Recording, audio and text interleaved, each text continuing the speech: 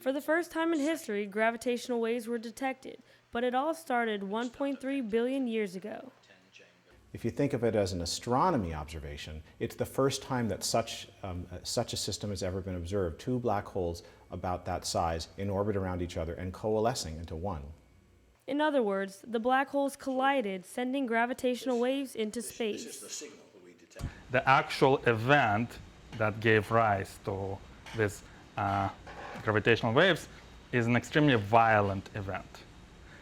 If it took not as much time for those waves to get to us, that would mean that that event would have happened much closer to us. You don't want events like that to happen very close to us. It took millions of years for these waves to reach Earth because of the event's distance from us. When they did, scientists and researchers at LIGO and Livingston discovered them. This discovery confirmed one of Einstein's theories he made 100 years ago. What Einstein told us is true. So I think, in my opinion, it's a big difference. So the general relativity, the theory of general relativity is now experimentally proved. When the gravitational waves finally reached Earth, the actual occurrence that was detected was minute. Gravity happens when mass and energy curve space. In that curvature, it's possible to create ripples in space-time that ripple out at the speed of light and can carry the sort of an effect of gravity with them, a tiny amount of gravity with them. It's a very tiny effect. In fact, the observation that we made in September changed the lengths of our 4-kilometer arms by something like 1/1000th the diameter of a proton.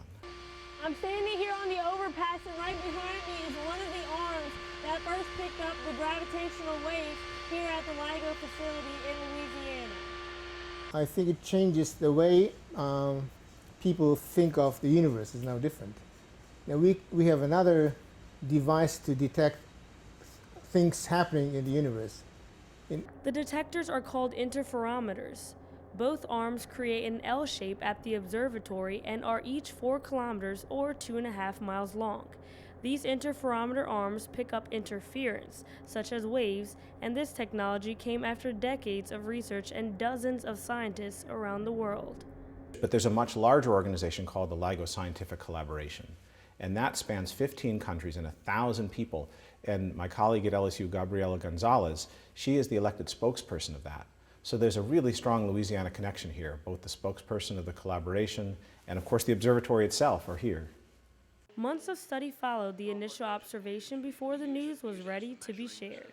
As soon as they have 100% convinced themselves that this is the real thing, they announced it to the world.